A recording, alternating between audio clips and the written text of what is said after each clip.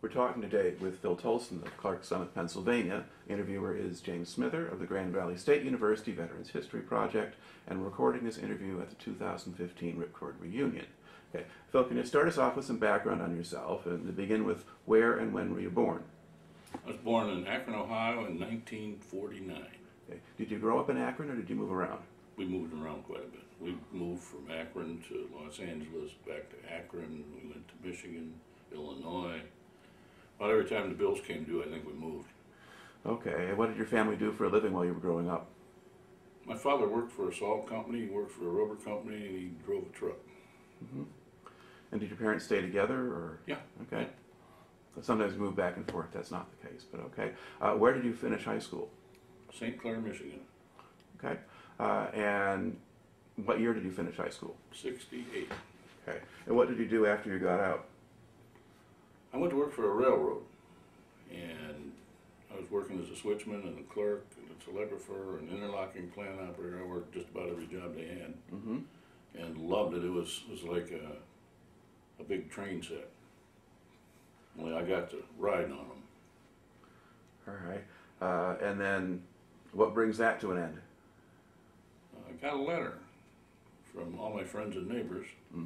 Told me they were going to give me a great opportunity to go into the Army. All right.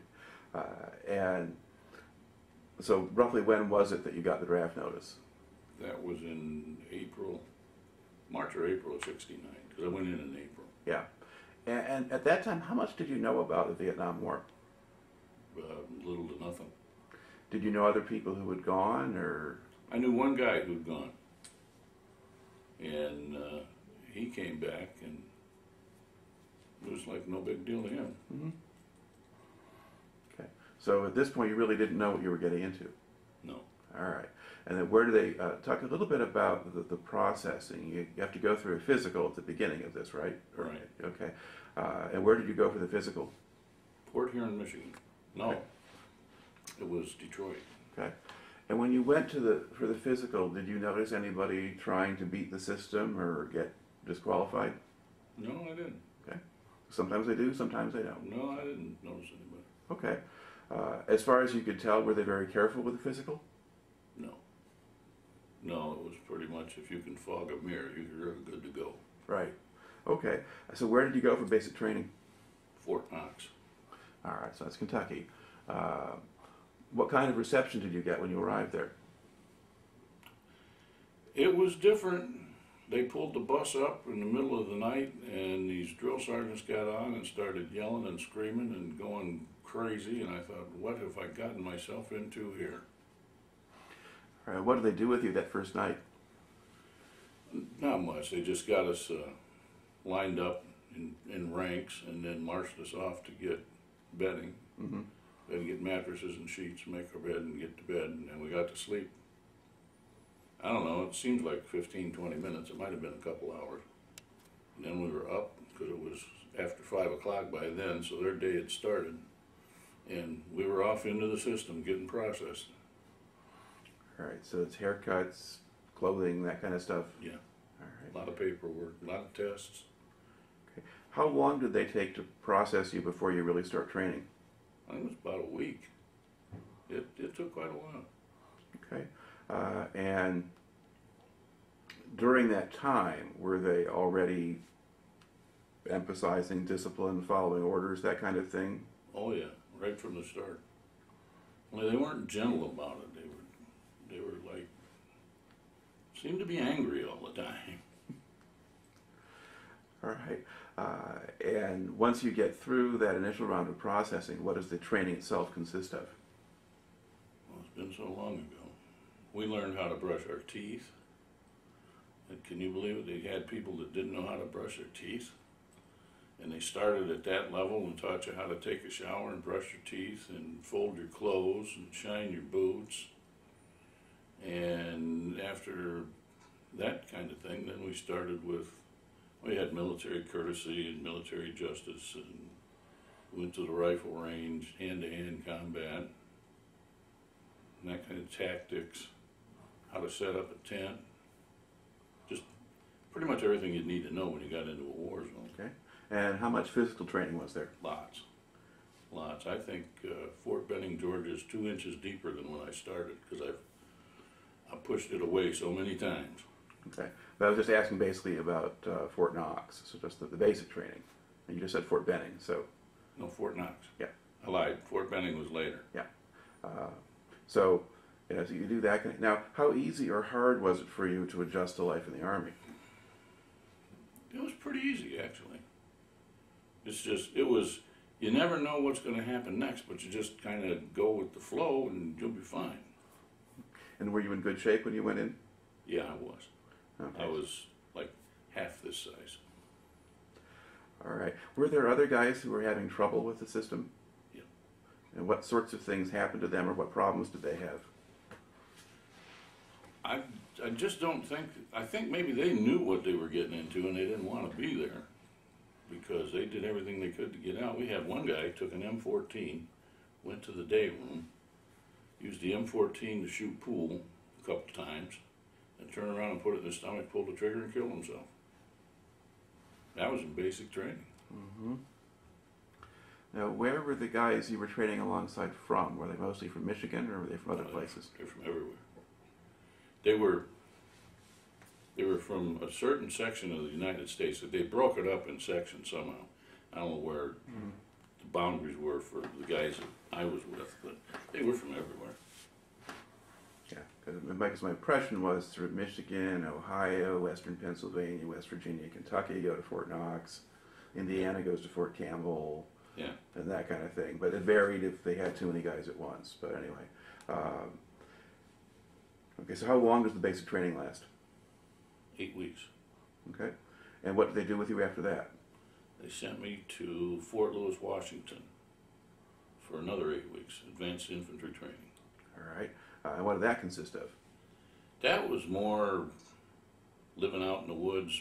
We went on a bivouac for, I think, a week or 10 days. And a lot of physical training, more shooting. I need housekeeping, forgot about the dumpster.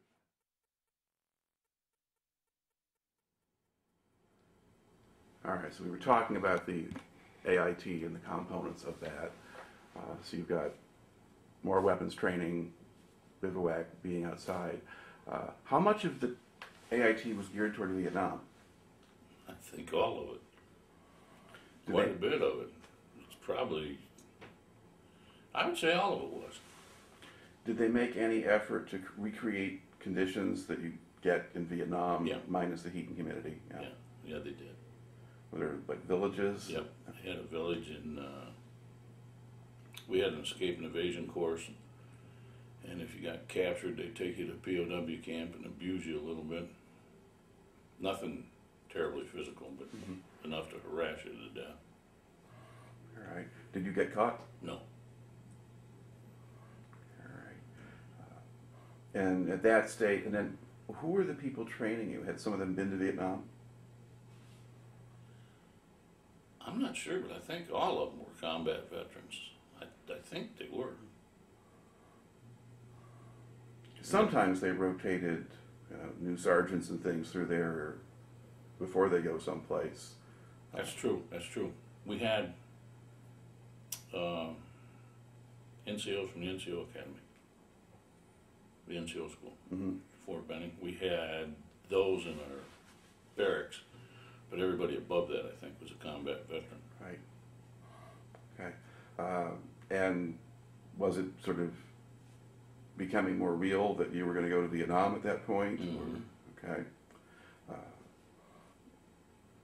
Now, at this stage, what did they want to do with you once you finished the AIT? Well, after you finish AIT, they send you to wherever you're going to be assigned for the rest of your tour. Some guys were sent to clerk school. Some guys went to Germany. Some guys went to the NCO school at Fort Benning. That's where I went.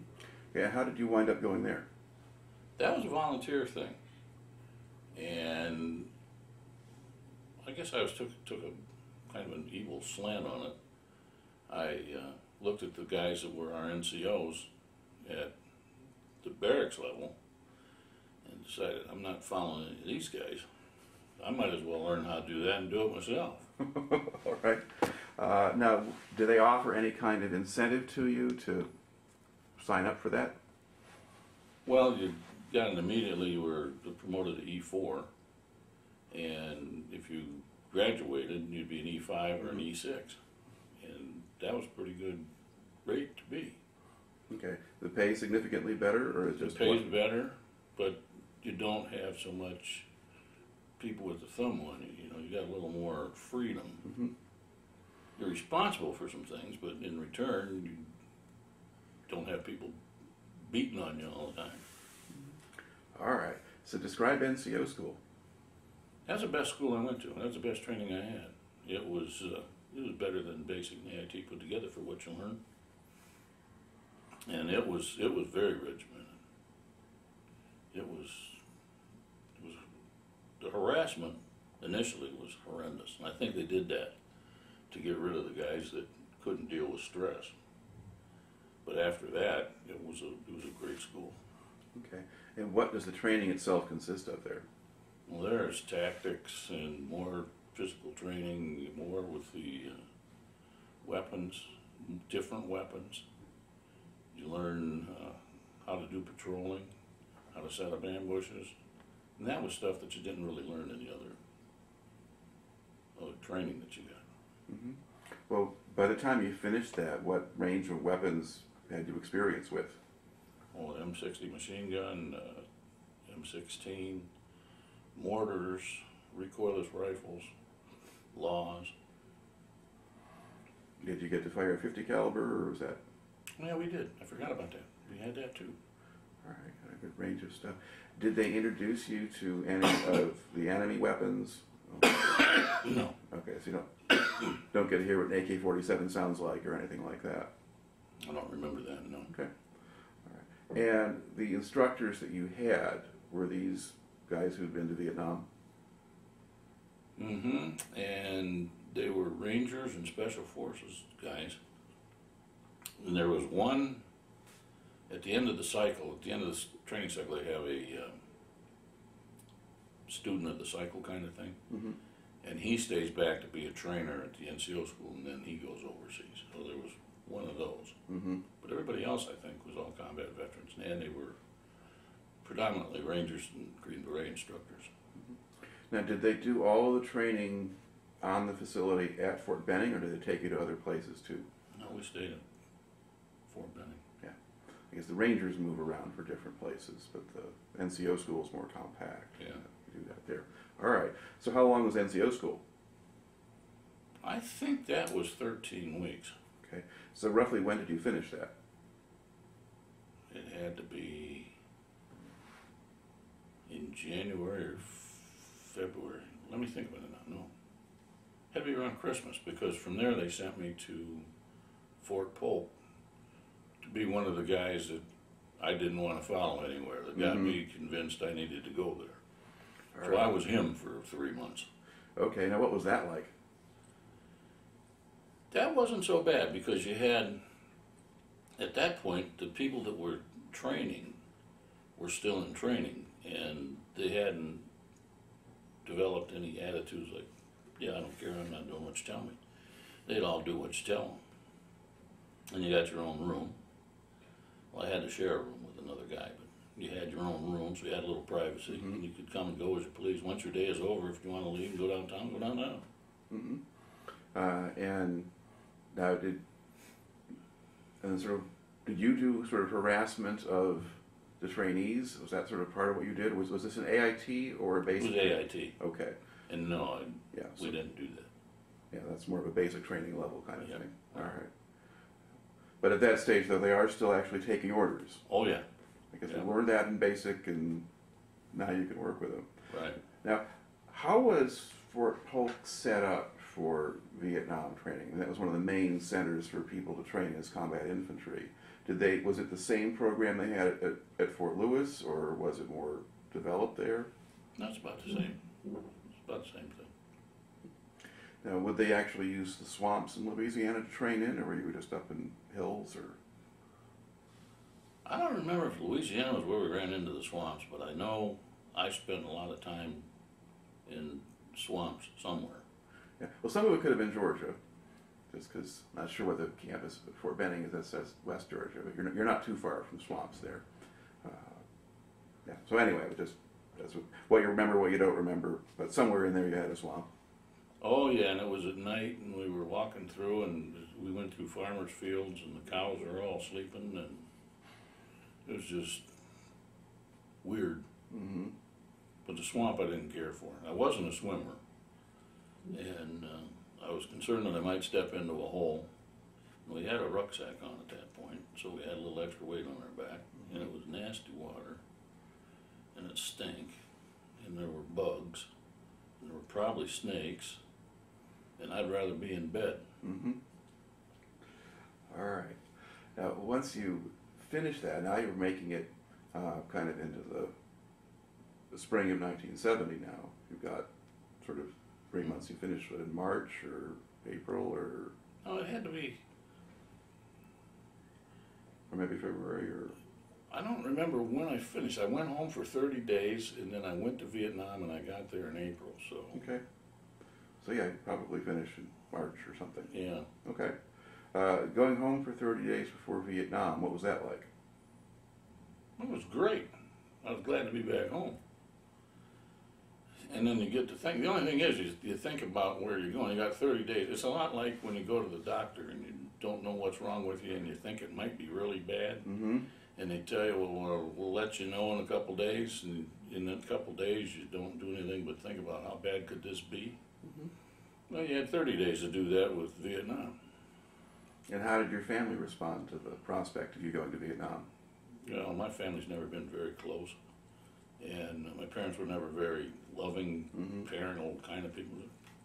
So it was just something you were going to do?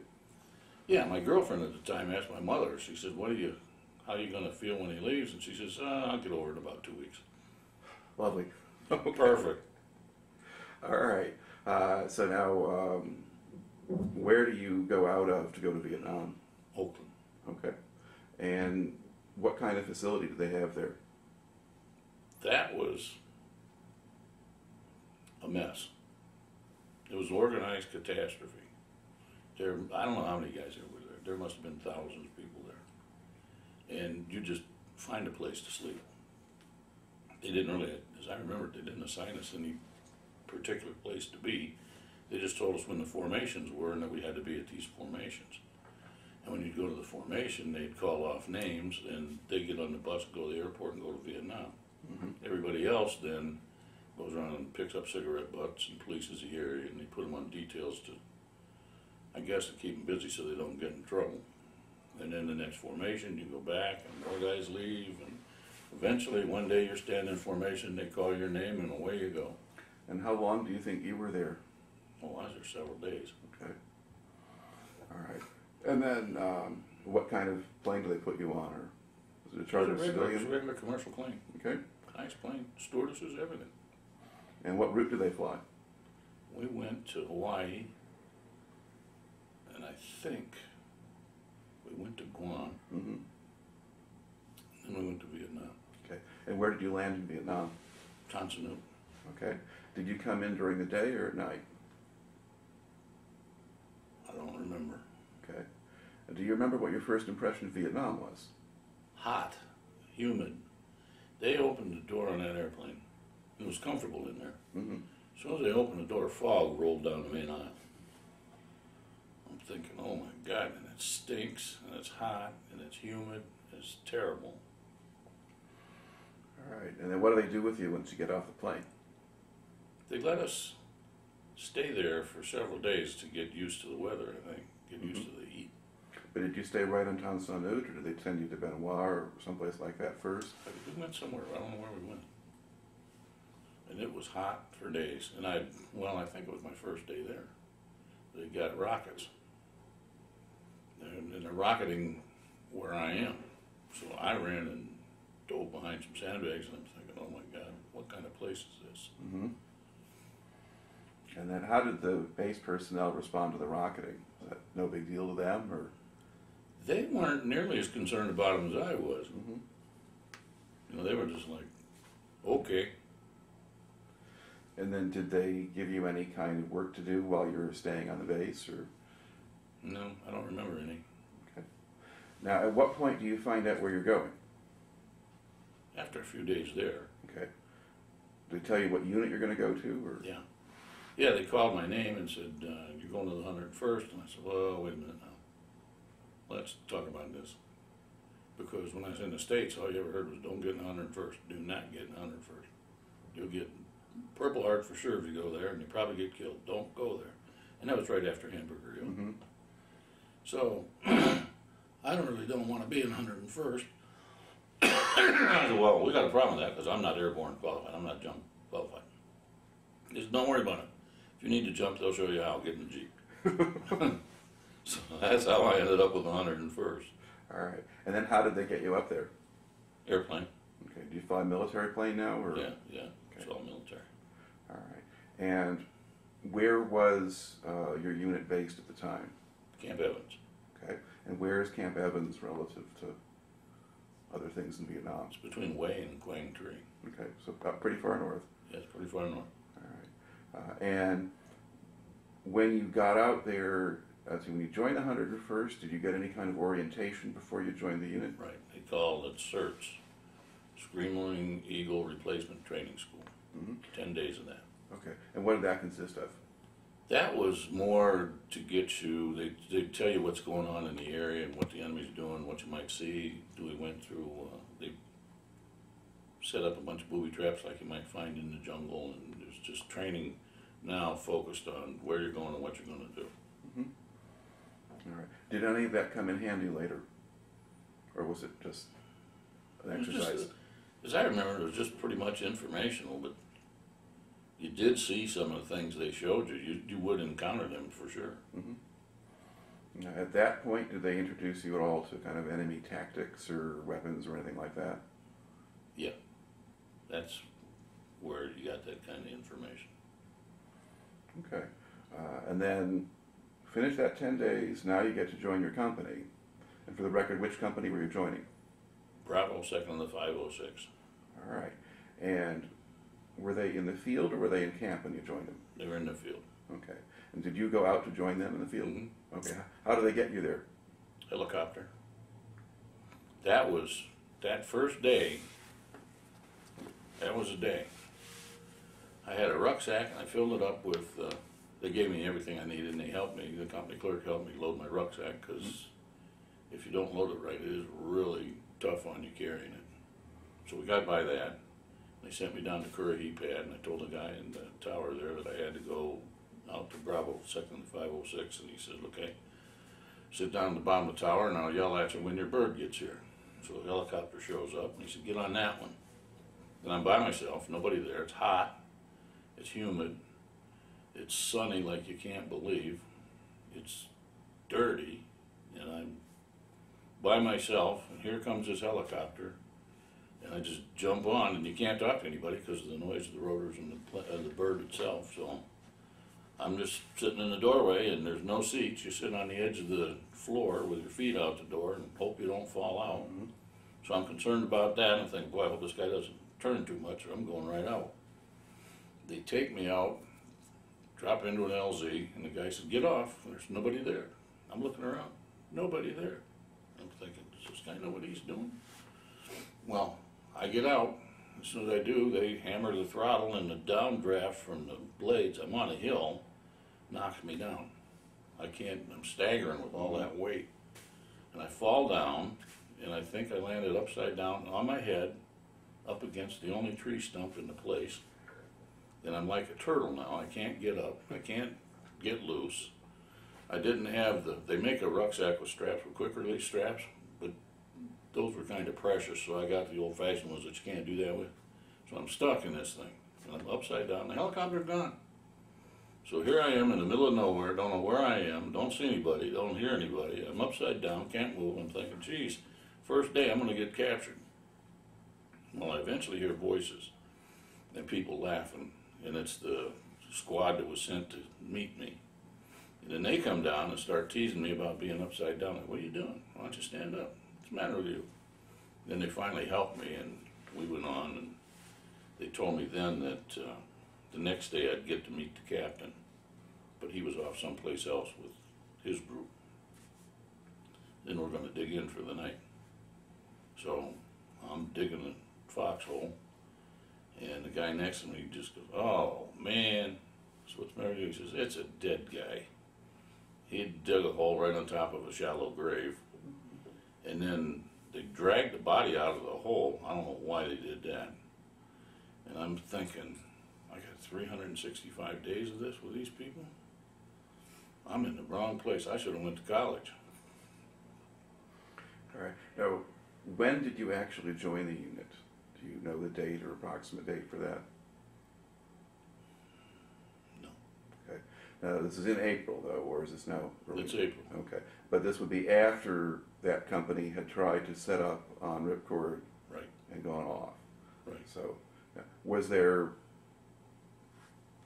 were you in proximity to Ripcord at that time, or you just had no idea where you were? I had no idea where it was. I had no clue. Okay. So what was the first night in the field like? Wasn't bad. You know, I'd been on bivouac and FTX and those kind of things back in the States, so I was kind of used to sleeping on the ground. And that's, you find a soft piece of dirt and go to sleep. Did you worry at all about the bad guys showing up, or? No, I wasn't too concerned about that. Nobody else was. Okay.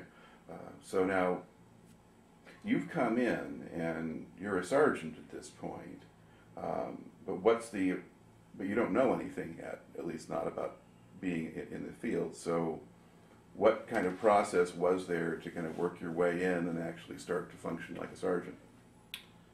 Well, I guess I did something different than most everybody else. I finally realized, you know, it became a harsh reality all of a sudden that this is for real. And if you make a mistake here, you can have bad problems. You can get people killed just for being stupid. So I got to my squad, they gave me a squad, and I got the guys together and I said, "Look, I've been through school and I've been through this and I did this and did that, but I've never been here and I don't know how this works for sure. I said, why don't you get together between yourselves and decide who's the guy that knows the most, and then I want him with me for a while, kind of teaching me the ropes and how to go here."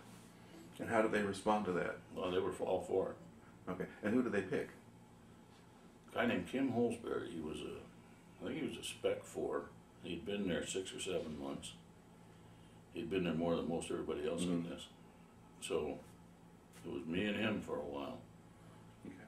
And what were you doing initially? What kind of activity did you have? We'd go out and patrol around and look for the enemy, set up ambushes, do perimeter. We'd set up a perimeter for the day and you'd set up a perimeter for the night. So sometimes you're just in the perimeter while somebody else is out doing that. But we'd send 1 or 2 squads out to look around. Were the platoons of the company functioning separately at this point? Yeah. Okay. And did you see much of your company commander? Yeah, you did periodically. You'd see, he'd move around. Okay. And who was your company commander at that point? Bill Williams. All right. What sort of character was he? He was a Green Beret, second tour, and he was all business. He was strict, but he was a good man. I think most of the guys liked him. There were a couple that, you're always going to get a couple. All right. And was there much going on initially? You're kind of there in April into May. Were you having much contact with the enemy? We did rather soon after I got there. We ran into a little bit of a situation here and there, but it wasn't heavy. It was hard to find them. And they weren't really looking for us. Or if they were, we were both poor at what we were doing because we didn't encounter one another very often. Okay.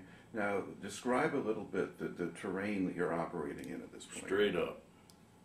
And so thick, you can't hardly move. You'd need a machete to get through. Did you use the trails or did you stay off of them? No, stay off the trails. Never, ever go on the trails. Don't do that. Okay, and what's the problem with the trails? Well, they're using them, and they like to set up ambushes on them, and they know where they are, and if you're coming down the trail, they know for sure where you're at, and you have a problem. Well, if you're hacking your way through the jungle, can't they just hear you? Yeah, and I think that might be part of why we never ran into them. All right. And how long? You didn't always have to hack your way through, though. There was some of it that was really terribly thick, and it might take you an hour to go 100 meters. Mm-hmm. And then other times it was like walking in the woods. Yeah, sort of the older growth forest where there's not a lot of stuff at the ground level. Right. To hack through, yeah. Right. You can see, I don't know, 50, 60, maybe 100 meters in some of that stuff. Okay. And how long before you saw your first NVA? I don't know, I think I might have been there a week. And then we found some. And that lasted, well, that was interesting too. We were walking along and they start firing us up and everybody disappears. And it occurred to me after it was over, like within a second, there's nobody to be seen. Everybody is down and behind something, hiding, whatever, and firing back. But it went from all these guys in a line to nothing. Mm-hmm. If you'd stand there and turn around, you wouldn't see anybody. By the time you got on the ground, everybody was hidden. Okay. And then how does that situation resolve itself? Well, you shoot at them, they shoot at you, and it goes on a little bit, and if they're ambushing you, they'll just hit you, and then they leave. So at some point you just decide, well, it's over. Mm-hmm. Now, would you call in artillery or anything like that, or were you just on your own at that point? We were on our own at that point. Okay. We could call in artillery if we needed to, but when they ambush you, it's a short, Mm-hmm. sporadic, heavy volume of fire, and then it's over. Now, in training, what did they tell you to do about it? If you get ambushed, what do you do? Well, they said if you walk into an ambush like that, you just turn and walk through them. Okay, sure. Mm-hmm. That's what I'm doing. Later. Mm-hmm. Yeah, because my impression was they want you to attack. Yeah, they do. Yeah. Right. So when you get into that first firefight, you still got your trainer with you, essentially? Yeah. Okay. And then what did he do, or how did he... Does he lead, or do they just all know what to do? They all just know what to do. It's pretty much a reaction thing. Mm-hmm. It happens so fast that you don't have time really to instruct people to do this, do that. It's just get down and fire back. Okay. And then, as far as you know, did you kill any enemy in that first encounter, or No. did they just disappear? They just disappeared. They didn't get us, we didn't get them. All right. Because there's an entry in Keith Nolan's book about the Ripcord campaign where you're talking about seeing a dead enemy body for the first time, I think. That was 805. Oh, because that's much later. Yeah. He just stuck at the beginning of the book. Okay. Right. All right. So we'll deal with that when we get that far. But okay. So how long does this sort of pattern go on of the small-scale patrolling and limited contact? That went on until we got on Ripcord, and then we couldn't get off. Okay. Now, when did you actually go up onto Ripcord? I think it was the beginning of July. Okay. What we normally did was we'd have a company on Ripcord. It was kind of R&R for you. Mm-hmm. You had a bunker, you could stay out of the rain, you get hot chow, you get showers if you wanted. You had latrines, you didn't have to go in the woods. And it was a place where you could get a little rest and write letters and get your mail and that kind of thing. So you'd go up there for a week, and then you'd go off and another company would come up and you just rotated through like that. Now, did you do that kind of thing, the short visit, before you went up in July, or was July the first time you went up? I think July was the first time I went up. Okay. I'm not sure. All right. Do you remember operating in places where you could see the base? Oh, yeah. Okay. And you're there, so you're there April, May, and June before you go up. Did you notice any kind of change in sort of the amount of enemy activity, or was everything just the same the whole time? No, it changed. What was changing? Well, initially when we got up there was nothing happening. It was just a great place to be in relation to being in the jungle with the rain and the bugs and the snakes. Yep. So that was great. And then all of a sudden it started, we'd get a few mortar rounds. And then Actually, I meant before that, before you went up Ripcord, while you're still just patrolling out in the jungle, was that pretty much the same the whole time you were doing it? Yeah. Okay. Oh, yeah. And what kinds of signs of the enemy would you find if they're not in an ambush or whatever? Were there other indications that they were there? Well, you would see trails, and you'd see broken branches and limbs on the trees, and we ran into a couple times where there were just tree limbs about that big around, and some of the trees that were that big around were cut off about that far off the ground, and there were just lots of them. And we finally figured out what they were doing was they would go and cut down trees and big limbs to put for roofs on their bunkers, but they wouldn't do it next to where they built the bunkers. Mm-hmm. There'd be some distance away. You know, if you found that, you were pretty sure there were bunkers nearby somewhere, but where? And did you find any of the bunkers? Oh yeah, we used to find bunkers. And if you found them, what would you do? We'd throw a frag in them and make sure that nobody was home. But you didn't try to destroy them or anything because you just couldn't carry enough demo stuff to do that. And Right. you kind of get an idea for when was the last time they were here. Are they using it? Have they used it lately? Has it been a long time? Is this an old one, a new one? You kind of get a feel for activity that way. Okay. Now, did you get to go back to Camp Evans or any place out of the field periodically? Yeah. Okay. And how often would that happen, or how long would you stay? I don't remember how often it happened. It wasn't like a scheduled thing. And you might be there a day or two, a couple days. Mm-hmm. Might be there a week. Okay. And was there a kind of a big battalion stand down in June that you were part of, or were you not in that? I don't remember. Some of the accounts talk about pretty much having everybody together and. Kind of Well, yeah, we did. Now that I think about it, we did. I don't know when it was, but all the companies were back. Mm-hmm. But otherwise, you don't really remember anything about what they did or anything else like that. No. Because that was I think that was in like June, kind of shortly before things got really interesting on Ripcord. So probably not too long after that would be when you went up. Now, when you got sent out to Ripcord, did you just fly in helicopters? Did you walk up the side of the hill, or? Well, that wasn't my first time at Ripcord. Okay. Now that I think back. When I went to the field, they took me first to Ripcord. Mm-hmm. And then I had to catch a helicopter to go out to join the company. Right. And when I was on Ripcord, I went in by helicopter the first time. But after that, we walked up. Mm-hmm. All right. And now describe a little bit what's on Ripcord. I mean, for somebody who hasn't read up on this or whatever, how would you describe the position? Well, it was a bare hill. It was a bald top of a mountain. And when you're walking up, the first thing you run into is the perimeter wire, and there'd be lots of concertina wire and what we call tanglefoot. They pound engineer stakes into the ground about that far off the ground, and then you'd weave barbed wire through it. The idea being that they can't walk through that real good without getting stuck. Right behind that, you'd have claymores and foo gas barrels, and the foo gas was like napalm in a 55-gallon drum, and you could ignite that and it blows out and gets on people and burns them up.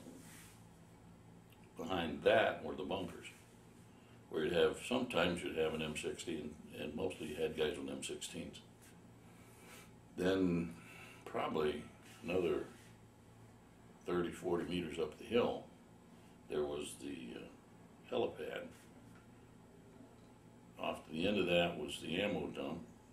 By the helipad was the Tactical Operations Center where the colonel stayed. Off of that was the aid station and the stairway that went down to the mess hall.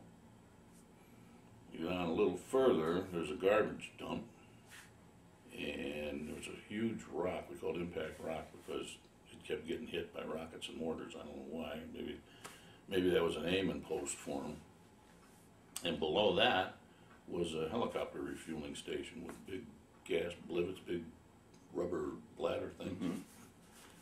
And that was about, well, we had artillery up there too. you go to the talk, and when you went down to go to the mess hall, if you kept going that way, there was this garbage dump, and then the artillery with the mortars and the guns. Because they had 2 artillery batteries up there. Yeah. All right. So you get up there, and you said initially it was a nice place to be. Oh, it was. Yeah, you got hot food, showers, water, all the water you want. And could you, if you weren't on duty in a bunker, could you just kind of walk around a little bit? Yeah, you wander around. All right. Then more stuff starts to happen, though, in July. There's a... Well, we were making more contact in the field. Yeah. And we were, I think 805 started it. And 805 was busy even through all the ripcord stuff. They, for some reason, they didn't want us on 805. Yeah. Well, I guess there was a fight on 902 one night, the beginning of July, and that's the hill kind of south of Ripcord. And then 805, there was a whole series of fights and things. Yeah. Yeah, they kept we kept staying there, and they get pushed off. So, where, did you have one particular bunker that you were in the whole time, or did you move around to different bunkers? Well, when you got on there, you stayed in the same bunker, but when you left and came back, you'd be in a different place. Okay. But you were kind of up there, so in July, though, you have kind of one position, and that's your position? Right. All right. And do you remember, kind of what you were looking out over? I mean, what was your view from where you were? Where I was at, there was some big rocks, a series of huge rocks in front of my bunker. They were taller than a man. Mm-hmm. And beyond that was the valley, big valley, big, beautiful, beautiful, lots. The mountains were below us. Some days the clouds were below us. Mm-hmm. It was just, it's a beautiful country. Just the neighbors aren't so good. Yeah. All right. So, I guess describe a little bit, sort of, now kind of the sequence of changes or developments that you're observing there. Kind of from early July, you begin to get some incoming mortar fire, and then what from there? Well, we'd get movement at night too. They were coming up to the wire at night. The sappers were coming up, but they never got through the wire. I think they were coming up in preparation for the attack and the siege, so that they could find where everything was. I think that they were just kind of making a map of the top of Ripcord, because they were probing all around the perimeter. And what kinds of things would you do to try to deter that activity? If you heard something out there, what would you do? Well, we had starlight scopes. You could look through the starlight scope and see if anybody's there. And if they're there, you shoot them. Mm-hmm. And so, did you do that? I never saw anybody at the wire. Okay. Now, would they do other things? I mean, could they use the mortars on places that close, or? Yeah, they had mortars. Or would we use mortars? Yeah. Oh yeah, our guys were firing mortars at places they thought they would approach from. Mm-hmm. And I heard that there were some prisoners somewhere that said that the mortars were having an effect on them. They were killing people down there just by randomly shooting mortar rounds at night. Mm-hmm.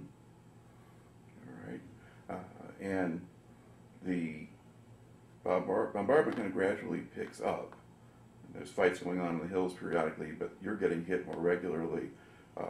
At what point do you just start staying pretty much in the bunkers? Well, it starts raining down mortars and rockets, and you just pretty much decide, I'm not going out today. And I think Fred Spaulding told me, but I'm not 100% sure on that. But I think he told me at one point we were getting 20 rounds a minute all over the firebase. Mm-hmm. That's a lot of steel flying around. And for how long a time period do you think the fire was heavy? Oh, I bet you it was a week at least. Okay. Now, one of the significant events of this whole thing, there's a point when you have a helicopter crash up on top of the hill.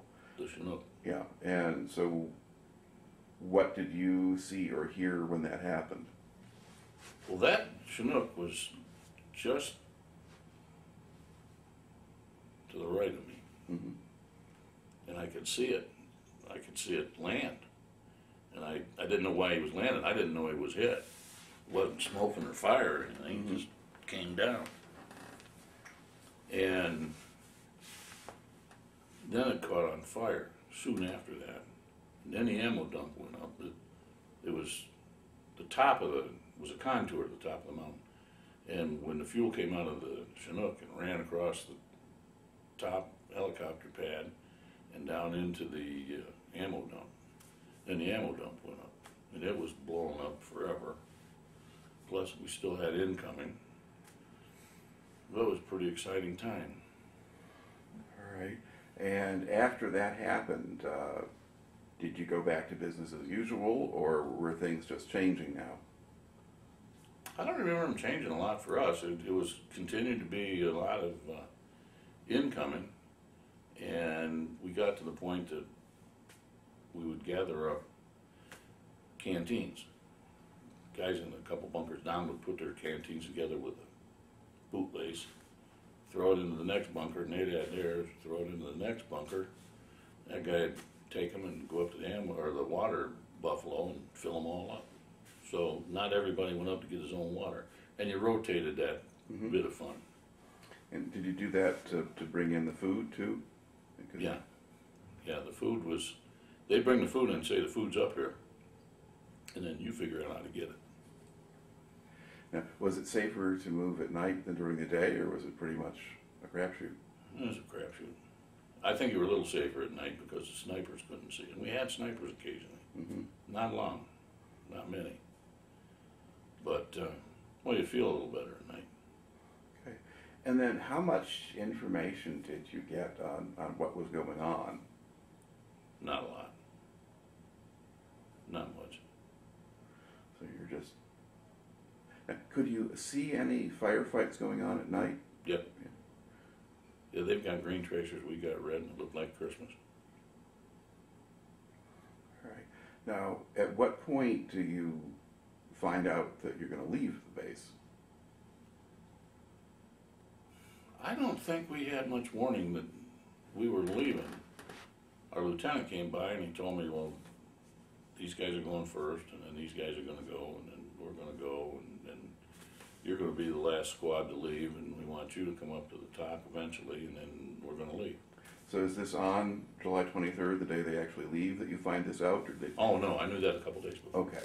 So the idea was out there that you were leaving, or just that you could leave, or if you leave, this is how we're going to do it? Oh, we knew we were leaving. Okay. Yeah, they told us we were going to leave, and here's the order, we're going to leave. Okay. So kind of take us through that day then, that day when we actually abandoned the firebase.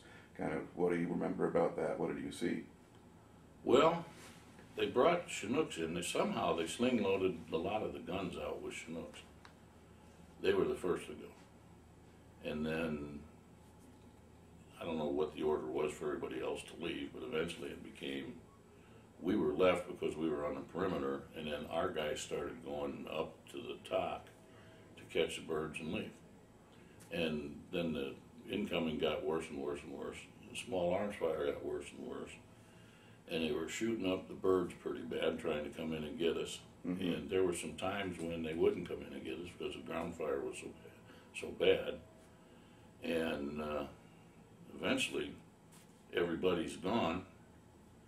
And there were other guys down by Impact Rock, I guess. I didn't know they were there at the time. And I'd been hit. Mortar round got me. So I was wounded. And we had one guy, my squad, I told him to hopscotch through the bunkers to get to mine, and then there were coming 3 rounds at a time in this one spot that we wanted to run through to get to the top. It was like there was a clear area where you could run up towards the ammo or the garbage dump, and then make a left and run up to the top. Or you could run up the stairway that went up the side of the mountain to the mess hall. Well, the stairway is slow, even if you're scared and running fast. So when the guys got to my bunker, I told them there's gonna be 3 rounds here, and then it's gonna be a pause. It's been doing that forever. Whoever was out there was just dropping 3 and then wait and then drop 3, and I don't know why they did that. They weren't moving them. So my guys had come, 3 had land, they'd run to the top, run into the TOC. When they got a helicopter load, they bring a helicopter in, everybody bails on, and away they go.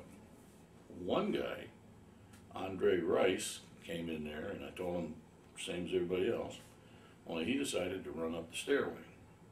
And he got hit by a mortar round, blew his leg off. And then I was going to run up and help get him out of there. I started up there, and then Chris Hinman, Sergeant Hinman, I don't know where he came from. Him and somebody else came down with a litter and rolled Rice on and took him up to the top and put him in the TOC and wait to get him out of there. And I saw him when I got up there.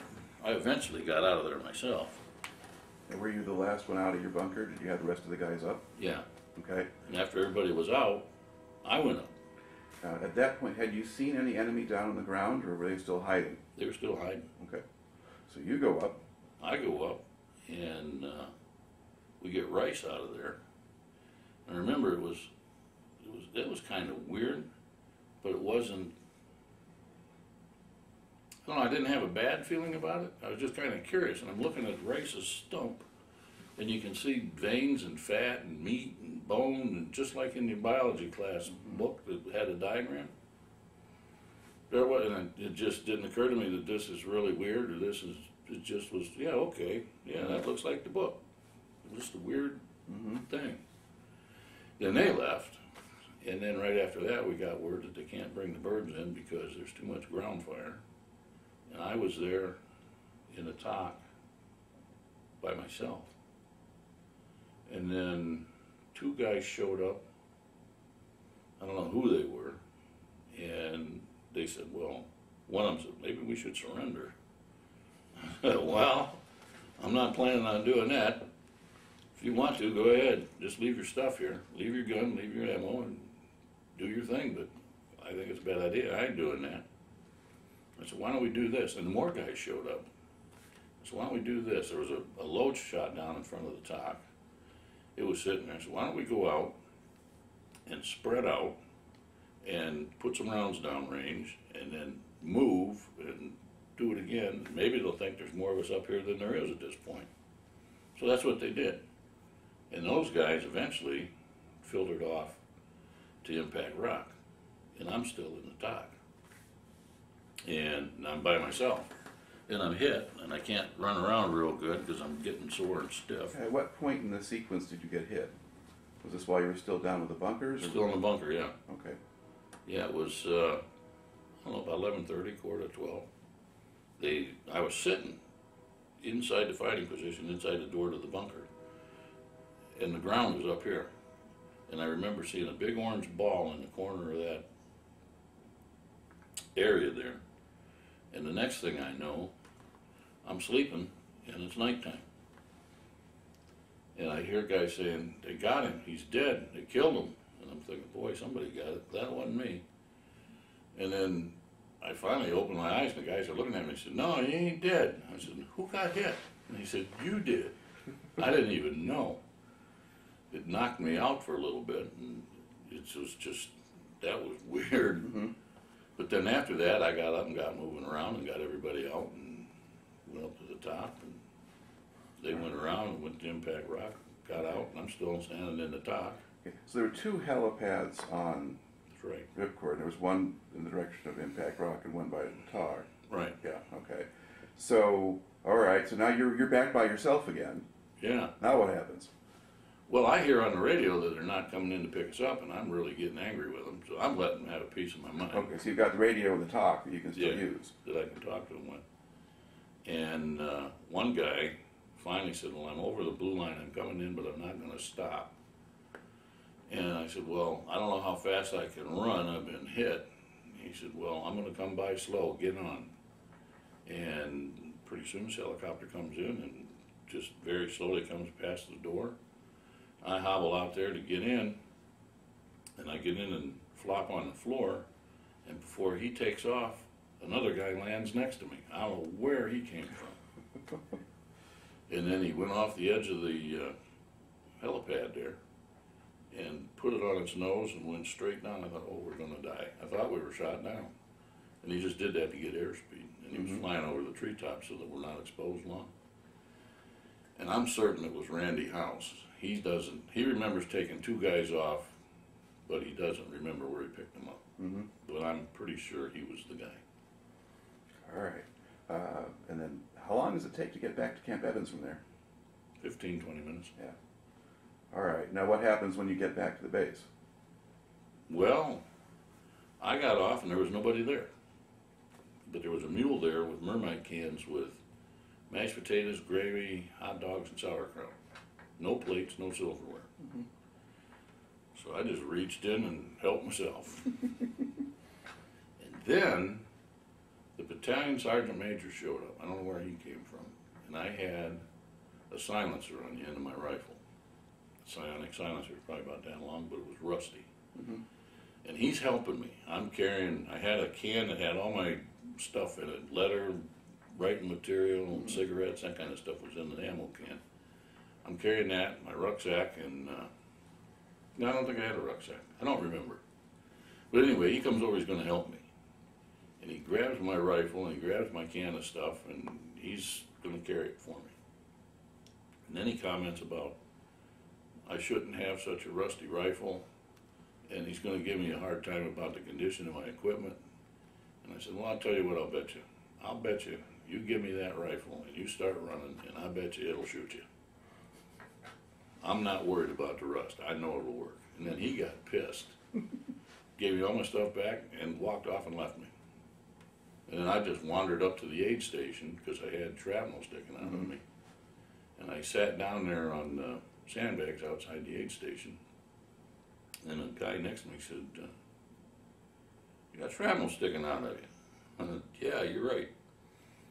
He said, why don't you go to Charlie Med? Oh, when I was on the way back, they wanted to take me to Charlie Med too. So no, I don't want to go to Charlie Med. Take me to Curry Pad. And we got into a discussion about that. You got to go to the hospital. No, I don't have to do nothing. Take me to Curry Pad. I'm not going to no hospital.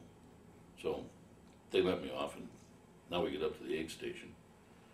And this guy's noticing I got shrapnel. And he gets up and goes inside and tells somebody. One of the guys that worked in there came out, and he said, you need to go to Charlie Med. So I'm not going to Charlie Med. I didn't want to go there because I don't like hospitals to start with.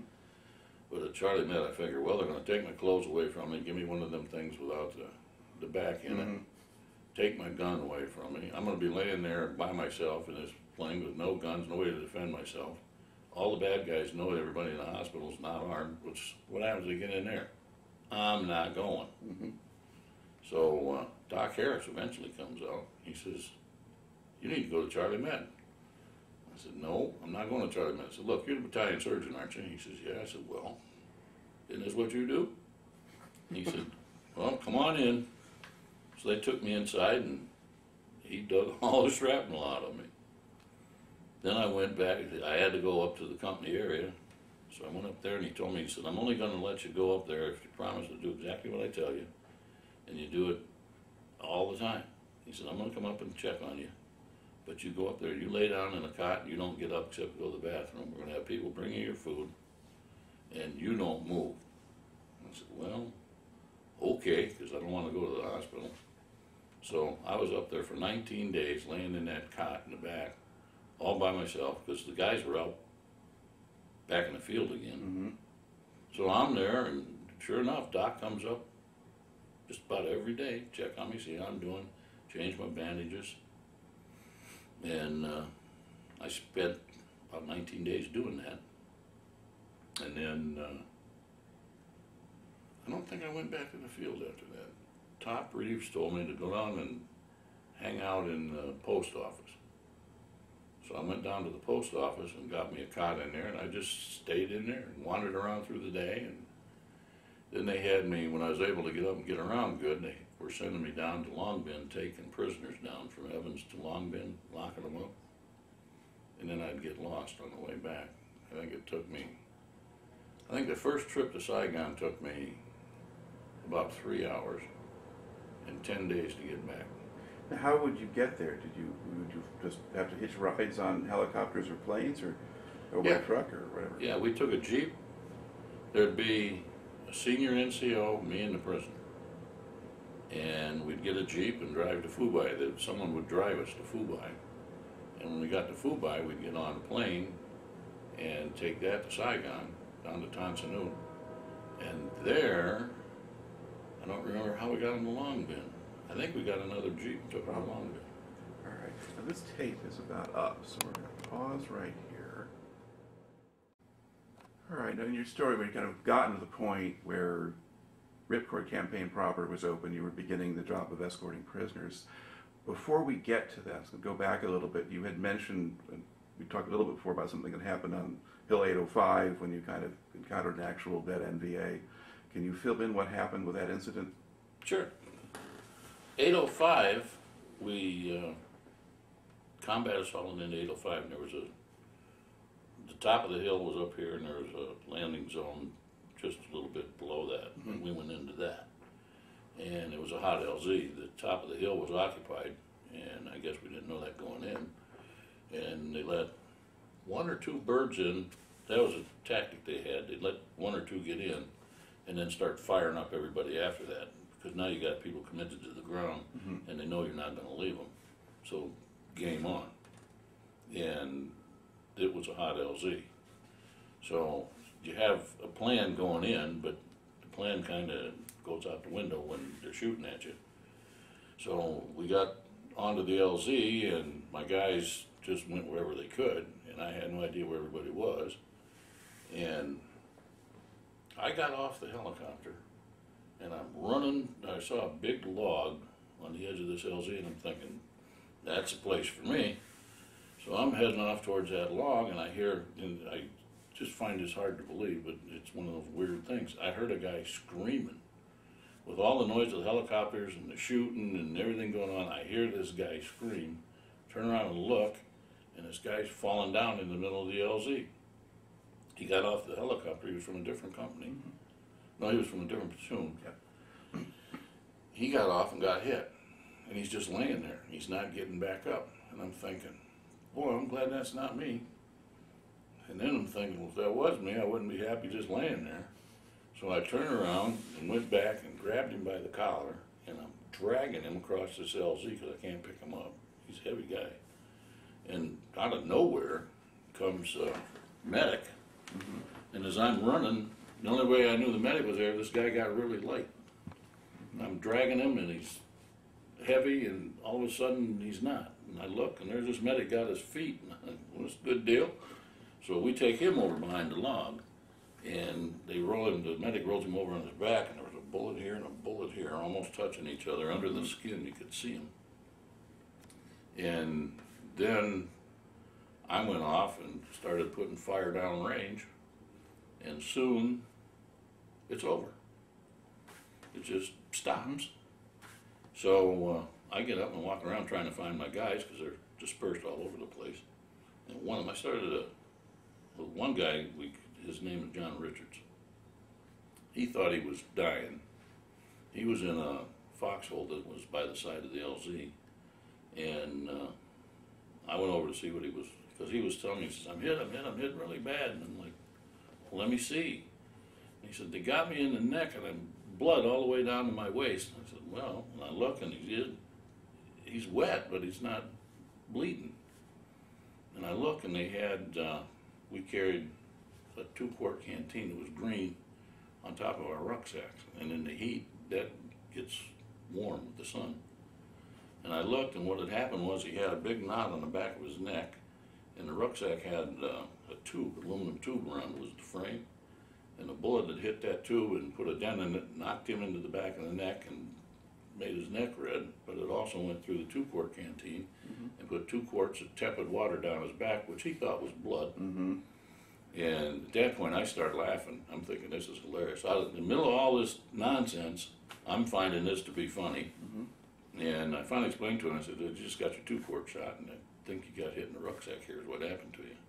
And he said, look at this. And what he did when he went to get in the foxhole, he put his M16 down like a prop and jumped in the hole.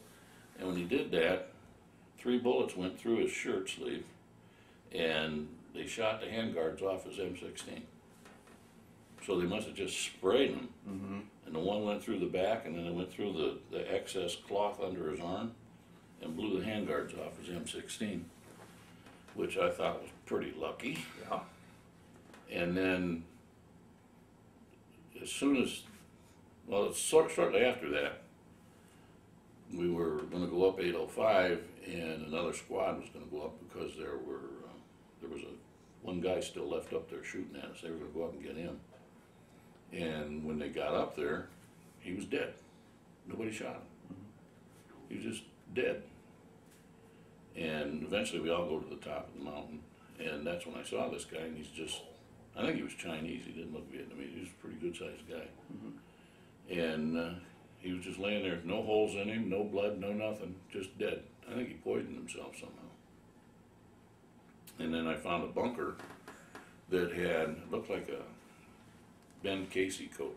Ben Casey was a show years ago that was about a doctor, he had a white coat.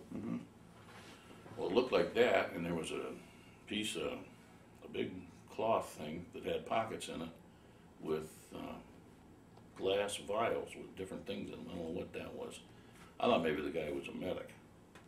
And then I found an RPG launcher and a bunch of rounds. And that's where I decided to borrow the captain's machete, because I didn't have one. And I went to see Bill, and he said, well, sure, no shot. So I go across the top of the mountain, and I dragged this guy out, and I said, we're going to make a gook lantern. And the guy with me said, what? I said, I figure we cut this guy's head off, we'll boil it in a steel pot, we'll get his skull, and they had wax paper that they wrapped the mortars in, and we used to take those, twist them up, and make candles out of them. So I figured what we'd do is get this guy's skull, put it on a rock out there with a candle in it tonight, and that'll really make them angry, and then we won't have to go look for them because they'll come to us. Okay.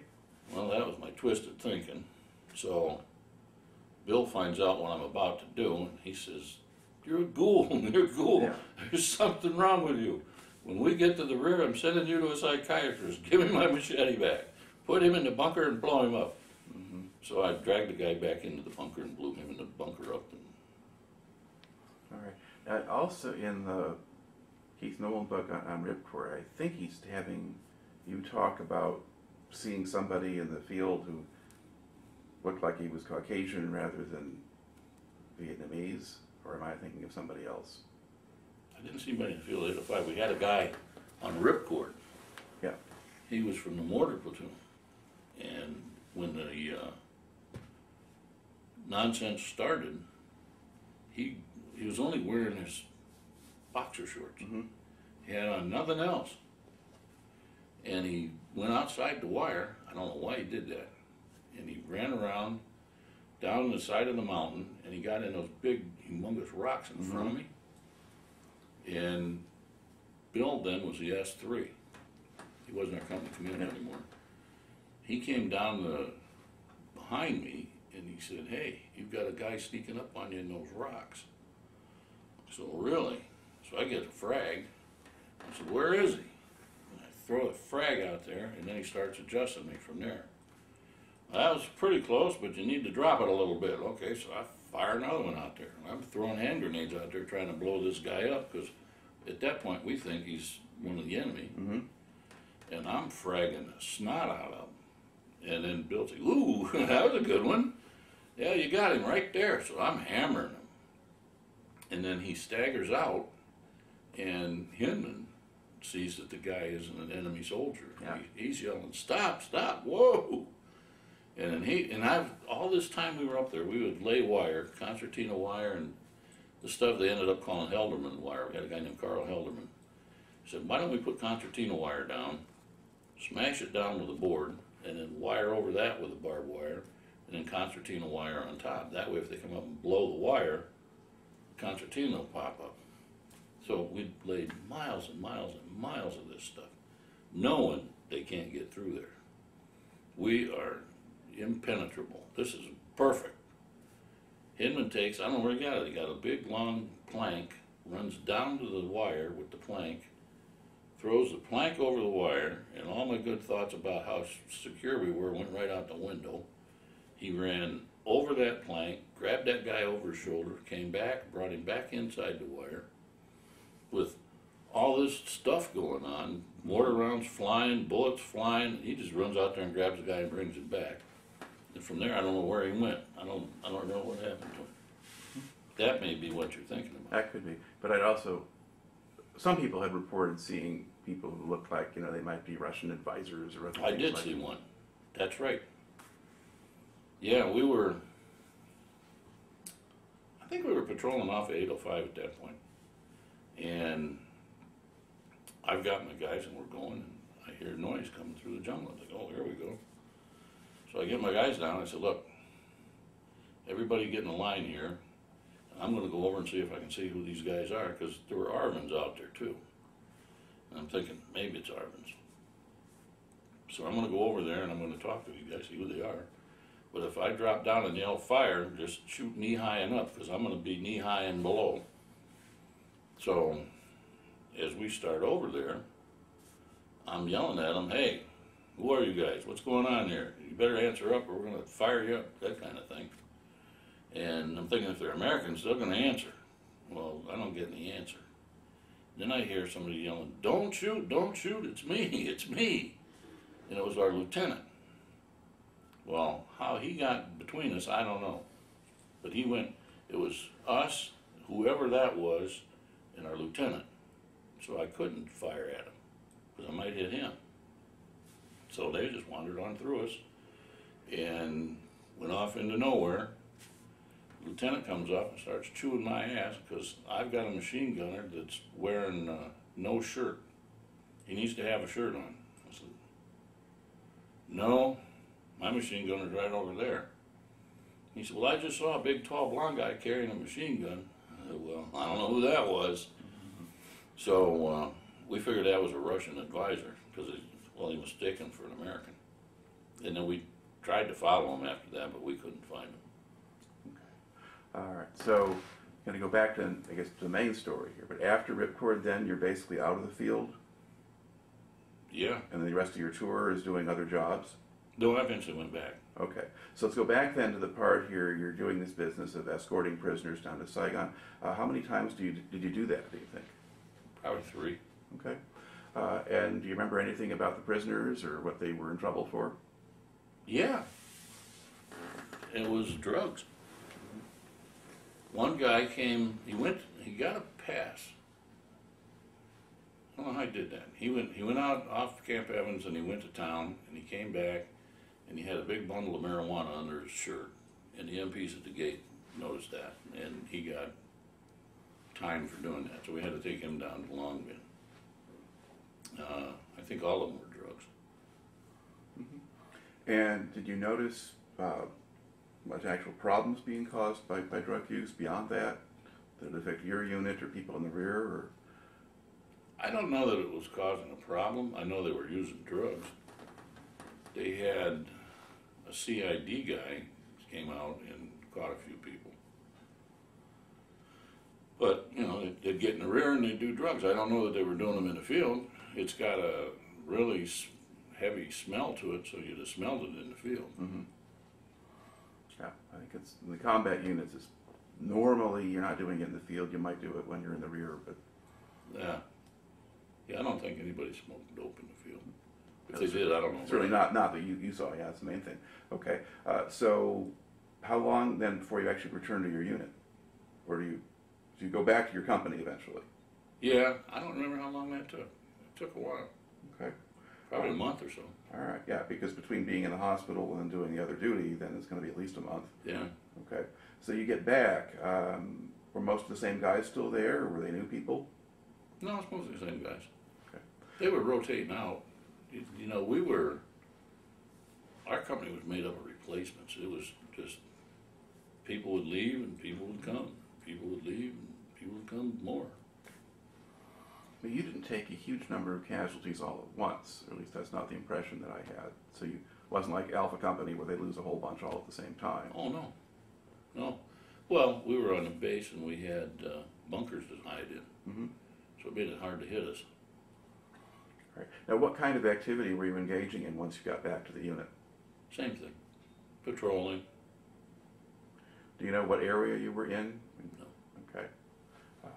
And when you're doing the patrolling, are you seeing much of anything now? No. No, we pretty much cleaned them up at Ripcord. The rest of the time was just walk in the woods pretty much.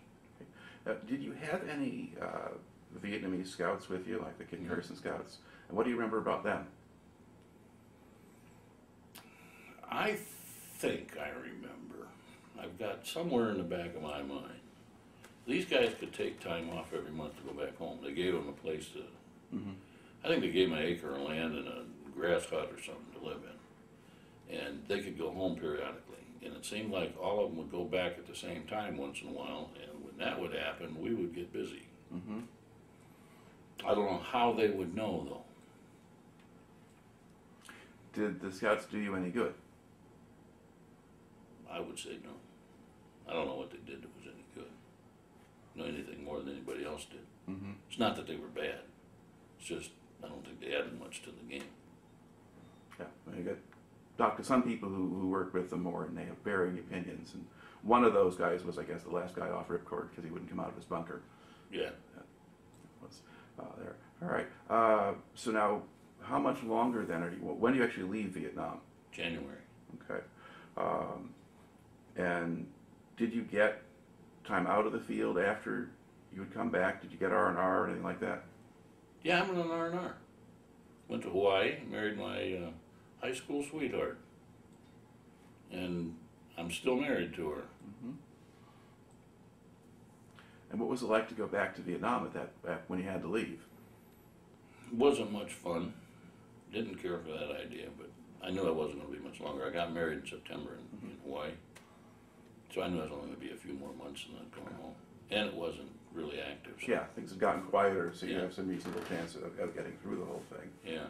All right. How do they handle the R&R stuff? I mean, how do you get on a list or find out, and then how do they get you out to Hawaii? Well, you had to be in country some amount of time, and I don't remember what it was. I think it was 6 months, but I'm not sure of that. And the married guys, or the guys that were getting married, had priority for Hawaii. And then the single guys, or the guys that were married, didn't want to go see their wife for whatever reason, went to Australia, or they went to, I'm trying to think, where the heck did they go? Bangkok, Hong Kong, Taipei, Malaysia. Yeah, they went all over the places. Oh, okay, you got to go to Hawaii. Okay, and then other than that, did you have any kind of in-country R&R, or were you? Yeah, I got one of those too. I went to Fung Tao. Okay, and what was there? Beach. They had massage parlors and that kind of thing, but I went to the beach. And was it a place where it was pretty quiet, so you didn't have to worry about getting shot at for a while? It was a resort area in Vietnam for the Vietnamese, and it was just a beautiful place. White sandy beach, deep blue water. All right. Now, by the time you were getting ready to leave, were there still other guys that you knew pretty well, or had everybody gone by the time you're going? Oh, no, I knew, I had guys I knew pretty well. And that was a weird feeling, I didn't really want to leave. I wanted to be home, but I didn't want to leave these guys. And I got home, like in the middle of the night. My wife met me at the airport, and we went home, and she had rented an apartment. I had a job, but you were allowed 30 days before you had to go back to your job, and they had to give you your job back. But after like day 31, it's maybe they'll give it to you, maybe they won't. Well, for 30 days, I stayed in, I didn't even go outside, I don't think. I just stayed in the apartment. And I was so bored, I couldn't stand it. Life was, back home was so much different than when I left now for some reason. I really wasn't happy to be home. And I almost went back. Almost, got that close to going back. I said, well, I'll just go back. Because it was better over there. I had more fun over there with the guys. It was a closer thing. But, and I called my job and I told them, well, I'm back home. The guy says, good, get out here and get to work. I said, no, I got 30 days and I'll see you on day 30. And I didn't even go visit my parents. And they lived about a mile away. I didn't even go see my parents for a month and a half. Of course, they didn't come see me, so. All right, now, when you actually came back from Vietnam, what was the trip back like? It was boring. It was just a long flight. It's about 19 hours. We got to Fort Lewis, again in the nighttime. Mm-hmm. They had a steakhouse open 24 hours a day. You go down and eat all the steak you want. So I did that. Got some sleep. Took a couple, 3 days to process out. And eventually went home. All right. Now, when you went home, did you go in uniform or civilian clothes? Or? No, I was in uniform. Okay. Did anybody suggest to you that you might not want to do that, or did not come up that time? No, it didn't come up. Okay. Because sometimes people get hassled in the airports, sometimes they don't. Did anybody react to you funny in transit, or? No. Okay. So you just go home, and you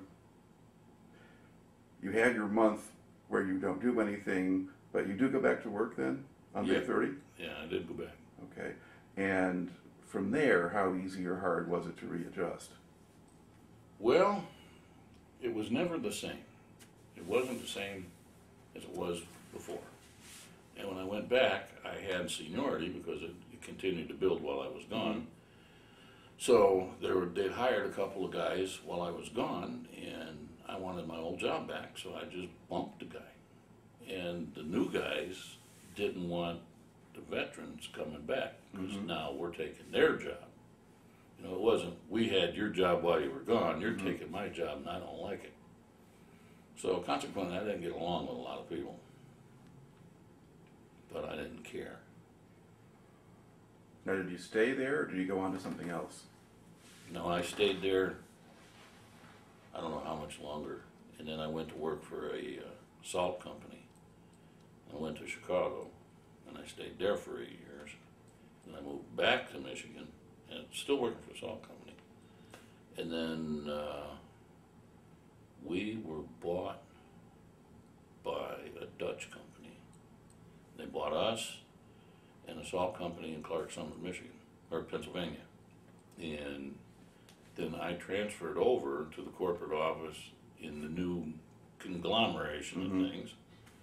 And I stayed there, God, I don't know how long. I had a total of 18 and a half years in. And the company got sold again, and this time they closed us down. So then I had 11 jobs in the next 10 years. And I eventually got a job working for the government at Toby Hen Army Depot. I stayed there for 5 years and then retired. All right. Now, have you had issues? You know, there's a lot of people talk about, oh, as the guys back from Vietnam will have PTSD or all of that kind of stuff. Did you have issues yourself at one point or other? Yeah. Yeah, and they decided it was PTSD because without my meds, I'm not real happy around people at all. I just don't like people. Don't like none of them. Don't want to be bothered with them. Don't have time for them. Just leave me alone. And how long did it take you to get diagnosed and get some support? Oh, God, 20 years. So your wife's a good person. She puts up with a lot. All right, but you kind of worked through that and got to this point. That to look back at the time that you spent in the service, what do you think you took out of that, good or bad? I think it was a good thing for me. I really do. It taught me that a lot of things I thought were important really weren't. You know, it's just people whine and complain and they're unhappy, and when you're in that other environment, yeah, you can whine and complain, but you got to do something. You can't just sit and whine and complain. Well, that's kind of where I am now. I'd rather than whine and complain and just be unhappy. Can you fix this? What's the problem? Define the problem. Find an answer. If you can't find an answer, well, don't worry about it. You can't fix it anyway. But most people aren't like that.